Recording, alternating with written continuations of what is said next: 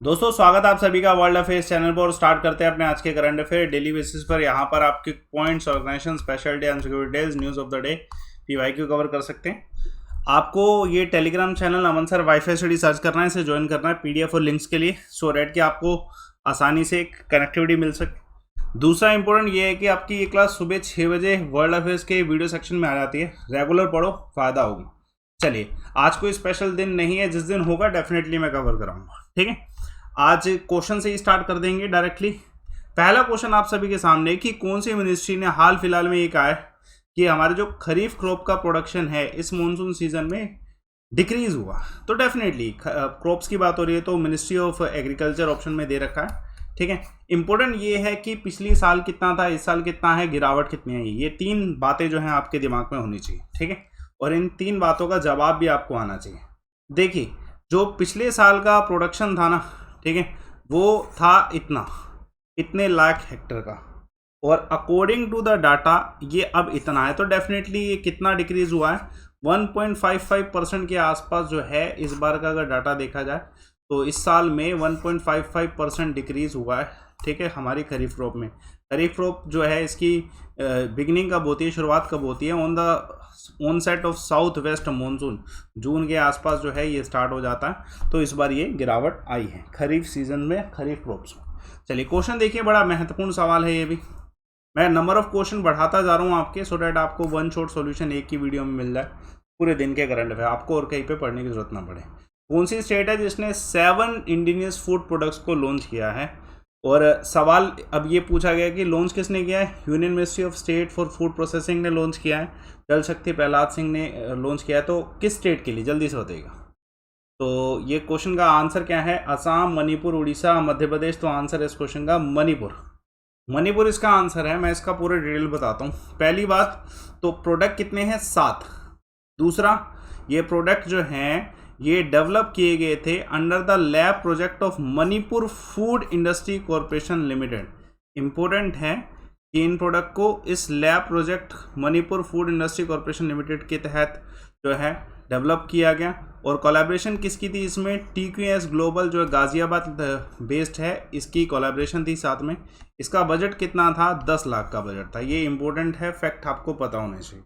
दूसरी इंपॉर्टेंट चीज़, ये जो 7 जो फूड प्रोडक्ट हैं वो लिखे हुए हैं। Black rice laddu, black rice fruit, nuts and all this, आप एक बार रीड जरूर करें, ठीक है। और इसका इनॉग्रेशन या अनाउंसमेंट किसने, लॉन्च किसने किया था? तो ठीक है, ये लॉन्चिंग जो है किसके द्वारा की गई थी, मैंने आपको अभी क्वेश्चन फॉर्मेट में बता दिया कि union ministry of state for food processing industry and जल शक्ति प्रहलाद जो है सिंह पटेल, इनके द्वारा इसे लॉन्च किया गया। इंपॉर्टेंट क्वेश्चन है, आ सकता है। चलिए एक और क्वेश्चन देखिए, बड़ा प्यारा क्वेश्चन।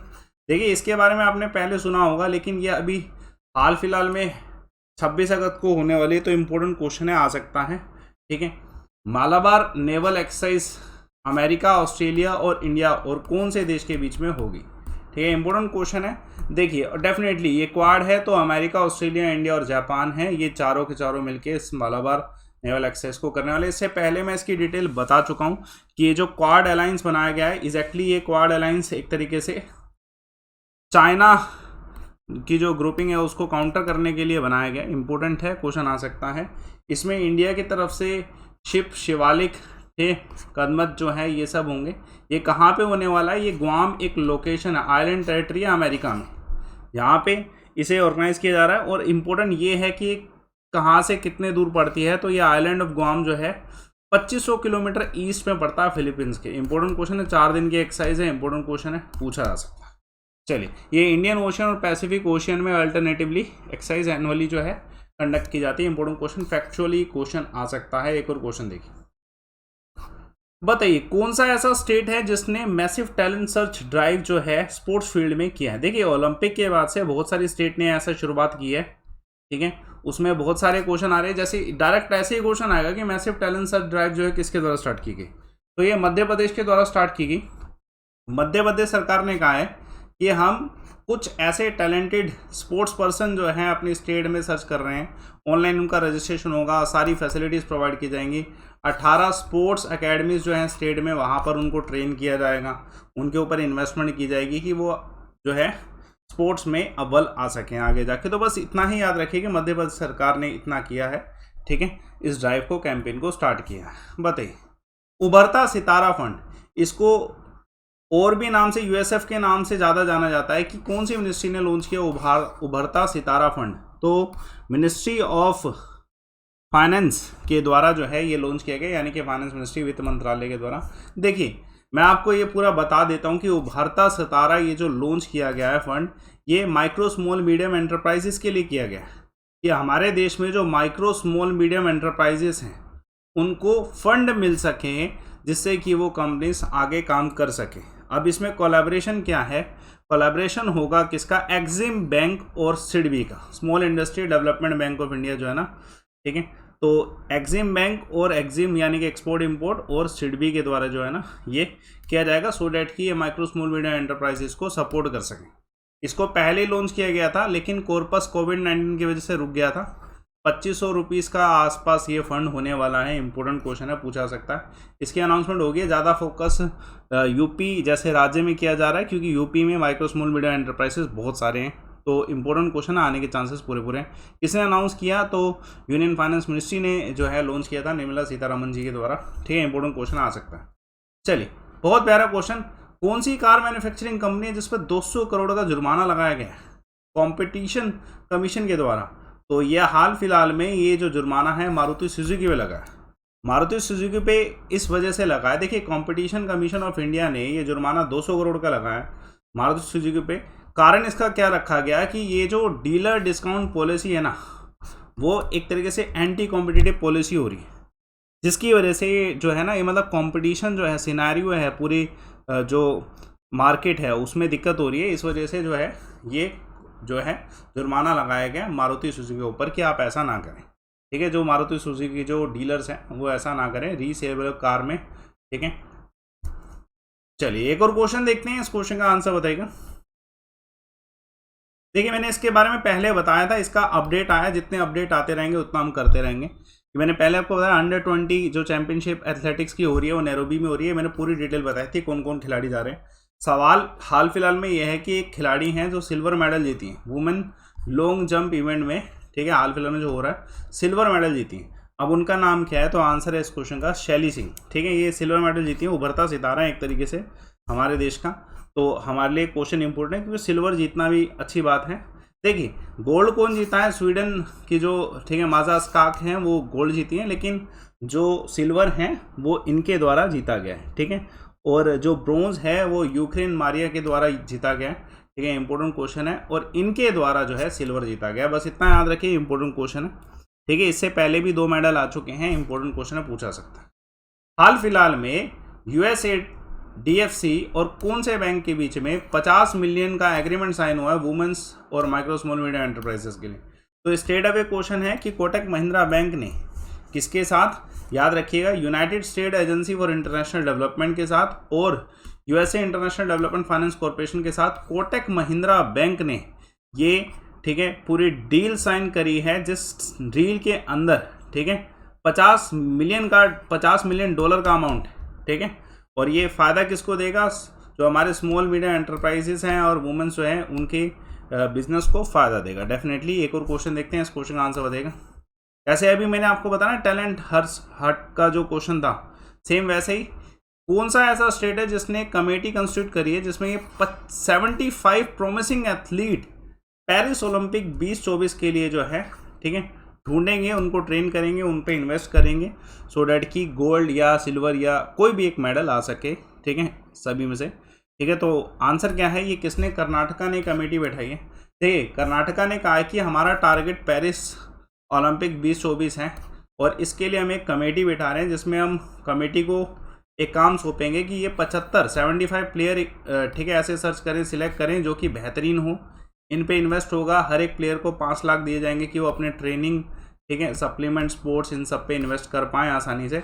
इस कमेटी में former Indian hockey player VR Raghunath, swimming coach Nihar Ameen, ठीक है स्टार शटल अनूप सिरधर हैं, जिसमें से ये दोनों जो हैं अर्जुन अवॉर्डी हैं और अमीन जी जो हैं वो द्रोणाचार्य अवॉर्डी हैं। तो इनको कमेटी का हिस्सा बनाएंगे, ये ढूंढ सकें। तो किसके द्वारा? कर्नाटका की सरकार के द्वारा। चलिए एक और क्वेश्चन देखते हैं, बहुत महत्वपूर्ण सवाल। देखिए, कौन सा भारत का पहला रोविंग सिनेमा सेटअप किया गया और कहाँ पे? देखिए रोविंग सिनेमा ये होता है कि इसकी मूवमेंट हो सकती है। तो पहली बात आंसर है लद्दाख। ये किसके द्वारा सेटअप किया गया, इसके इनॉग्रेशन और इन सब से संबंधित क्या सवाल आ सकते हैं। देखिए आपके सामने है ये, this is the roving cinema, किसके द्वारा, पिक्चर टाइम के द्वारा जो है इसको, this is a company picture time digiplex, जिसके द्वारा ये सेटअप किया गया। ये वर्ल्ड का tallest theatre set to be an altitude of 11,000 feet. ये दुनिया का ऐसा है कि मतलब सबसे हाइट पे थिएटर कोई बनाया है तो लद्दाख में बनाया गया। ये world tallest theatre set at the altitude of 11,000। ठीक है, इसमें एक शॉर्ट फिल्म सेकूल जो है इसको, ठीक है, चलाया गया था। हाल फिलहाल में बेल बॉटम एक मूवी रिलीज हुई है तो उसको भी इसी में लाया गया। इंपॉर्टेंट क्वेश्चन है। ठीक है, सुशील चौधरी इस समय करंट फाउंडर एंड सीईओ हैं। ठीक है, पिक्चर टाइम डीगीप्लेक्स के। इंपॉर्टेंट क्वेश्चन है और ये कहाँ पे, यूनियन टेरिटरी लद्दाख में इसे, ठीक है, बनाया गया रोविंग सिनेमा। ठीक है, आप ये सभी जानते हैं, पंकज त्रिपाठी जी। ठीक है, चलिए तो इंपॉर्टेंट है, क्वेश्चन आ सकता है। चलिए एक और क्वेश्चन देखिएगा बेटा। सुबह 6 बजे डेली बेसिस पे आता है, डेली कवर करोगे तो ज़्यादा बेटर रहेगा। कौन सा स्टेट है जिसने हाल फिलहाल में, ठीक है, one nation one ration card को, ठीक है, एक्सेप्ट किया है, जिससे बेनिफिट्स अब इस स्टेट के जितने भी लोग हैं उन सभी को मिलने वाले हैं। तो ये किसके द्वारा, दिमाग को रखें, असम के द्वारा ये स्टार्ट किया गया। देखिए असम ने इस चीज़ को एक्सेप्ट किया, जिसकी वजह से, देखो पहले मैं बताऊं, one nation one ration card flagship scheme है जो केंद्र सरकार के द्वारा स्टार्ट की गई। अब इसके तहत जो है ना, एलिजिबल बेनिफिशियर जितने भी होंगे, ठीक है, उनको फूड ग्रेन मिलेगा under national food security act from any fair price shop. जो भी शॉप अवेलेबल होगी गवर्नमेंट की तरफ से उन सभी में। तो डेफिनेटली अब इनके असम के एक्सेप्ट करने के बाद ये 2,50,00,000 के आसपास के लोगों को मतलब जो है फ़ायदा होने वाला है स्कीम से, डेफिनेटली, है ना। तो इम्पोर्टेंट है, बेनिफिशियल तो होता ही है। बहुत सारी स्टेट इसमें जुड़ चुकी हैं। बताइए, who launch the national monetisation pipeline. ये नेशनल मोनेटाइजेशन पाइपलाइन जो है किसके द्वारा लॉन्च किया गया, तो ये फाइनेंस मिनिस्ट्री के द्वारा ही, निर्मला सीतारमन जी के द्वारा ही जो है लॉन्च किया गया। देखिए इसका अभी इतना टारगेट कंप्लीट नहीं आया है। ठीक है, जो भी अगर डिस्कशन आगे होगा तो डेफिनेटली कवर करूँगा इसके ऊपर। ये जो पूरा नेशनल मोनेटाइजेशन पाइपलाइन है, इसके तहत गवर्नमेंट ने कहा है कि जितनी भी प्राइवेट इंफ्रास्ट्रक्चर डेवलप हो रहा है उसको हमें मेन स्ट्रीम लाइन में लेके आना, जिससे कि उसका फ़ायदा सभी को हो सके। ठीक है, इसका फ़ायदा सभी को हो सके। हालांकि इसकी डिटेल अभी टारगेट्स के ऊपर नहीं आई है। जब भी इसकी डिटेल टारगेट्स के ऊपर आएगी तो मैं इस क्वेश्चन को दोबारा यूज़ करूँगा, दोबारा इसका कंटेंट पढ़ाऊँगा कि कैसे ये पब्लिक वेलफेयर के लिए प्राइवेट इंफ्रास्ट्रक्चर को यूज़ किया जा सकता है और गवर्नमेंट इसके लिए नेशनल मोनेटाइजेशन पाइपलाइन क्यों सेटअप कर रही है। ये इंपॉर्टेंट क्वेश्चन है, लेकिन और डिटेल आने पे इसको क्वेश्चन को डिस्कस करेंगे। एक पॉइंट देखते हैं जिसको आगे हम और डिस्कस करते हैं हमेशा। ठीक है, हमेशा ही क्वेश्चन होते हैं इसके आगे वाली क्लासेस में।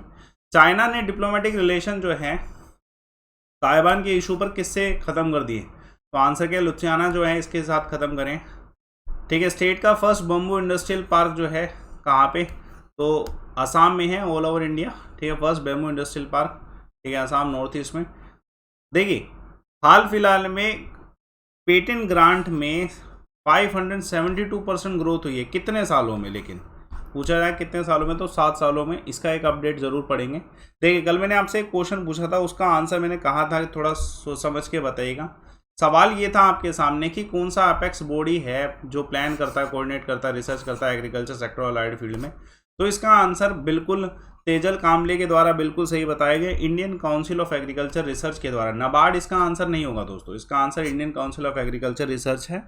ऑटोनोमस ऑर्गेनाइजेशन है, ठीक है, स्थापना, हेडक्वार्टर, ये सब आपको पता होना चाहिए। हमेशा देखा करो कमेंट बॉक्स क्लास के, ठीक है, सो डैट कि आप पूरी डिटेल पढ़ सको। ठीक है, और बाकी आज का क्वेश्चन जिसको आपको डिटेल फॉर्म में बताना है, जितने रिवर्स के बारे में आप बता सकते हो, वेस्ट फ्लोइंग रिवर्स के बारे में बता सकते हो, बताइए। ठीक है, which of the following is a west flowing river, इनमें से कौन सी वेस्ट फ्लोइंग रिवर है। ये SSC CHSL का ही पेपर है, 2018 11 जुलाई 19 में हुआ था मॉर्निंग शिफ्ट में। तो बताइए कौन सी वेस्टर्न फ्लोइंग रिवर है, डिटेल फॉर्म में बताइए सभी रिवर्स के बारे में। चलिए, तो आप Telegram channel Aman sir wifi study जरूर ज्वाइन करें, सो डैट कि आपको PDF मिल सके। सर्च कर लीजिएगा एक बार। लिंक्स भी, और भी क्लासेस के लिंक्स होते हैं, जैसे मेरा भी मेगा रिवीजन की क्लास होगी 10 AM पे। मैं जैसे वर्ल्ड अफेयर पे डेली बेसिस पे करा रहा हूँ, तो यहाँ पे पिछले जनवरी, फरवरी, मार्च जितने भी वर्ल्ड अफेयर लेवल के क्वेश्चन हो सकते हैं करंट अफेयर के, वो सब मैं यहाँ पे रिवाइज कर रहा हूँ 10 AM पे। आज भी क्लास है, बहुत ज़रूरी क्लास है आज तो। ठीक है, आज की क्लास तो मतलब 100% लीजिए, क्योंकि आज मैराथन चलने वाला है यहाँ पे, मतलब फुल कंपाइलेशन है 2-3 महीने में। अमनदीप शर्मा सर्च करिएगा प्रोफाइल, या तो वीडियो के डिस्क्रिप्शन बॉक्स में एक लिंक दे रखा वहाँ पे, ठीक है, आप जुड़ जाइएगा सारे के सारे। मैं आपको इस क्लास का लिंक कमेंट बॉक्स पे भी डाल के दे रहा हूँ आज, ठीक है, कमेंट बॉक्स पे भी डाल के दे रहा हूँ, सो डैट कि आप नोटिफाई कर लो एक बार क्लास को, ठीक है, नोटिफाई कर लेना।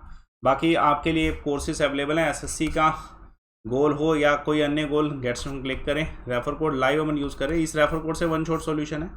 24 मंथ सेलेक्ट करना, सो डैट आपको 1 साल फ्री मिले। इसमें ना आपको ऑफर्स होते हैं 24 मंथ पे, और सबसे कम फीस होती है, सबसे ज़्यादा डिस्काउंट्स होते हैं। रेफर कोड लाइव अमन, सारे ऑफर्स अवेलेबल हो जाएंगे इस रेफर कोड से, सारे टीचर, सारे सब्जेक्ट। नया बैच स्टार्ट हो रहा है, आज से क्लासेस भी स्टार्ट है नए बैचेस में, तो आप जुड़ सकते हैं। अनअकैडमी कॉम्बैक का हिस्सा बन सकते हैं रेफर कोड लाइव अमन यूज़ करके। 40 क्वेश्चन है, 50 मिनट, अच्छा स्कोर करिए, रैंक लाइए। संडे को 12 बजे ऐप पे होता है, ये ऐप पे ही आप इसको टेस्ट को दे सकते हैं। फ्री टेस्ट सीरीज आपको ऐप पे अवेलेबल है। तो थैंक्स अ लॉट। सेशन को लाइक करिए, शेयर करिए, चैनल को सब्सक्राइब करिए। डेली सुबह 6 बजे वर्ल्ड अफेयर्स का वीडियो आ जाता है, और लिंक में कमेंट पे आपको एक क्लास का लिंक मिल जाएगा, उसको आप नोटिफाई कर लेना, 10 AM पे क्लास हो। Thanks a lot for watching.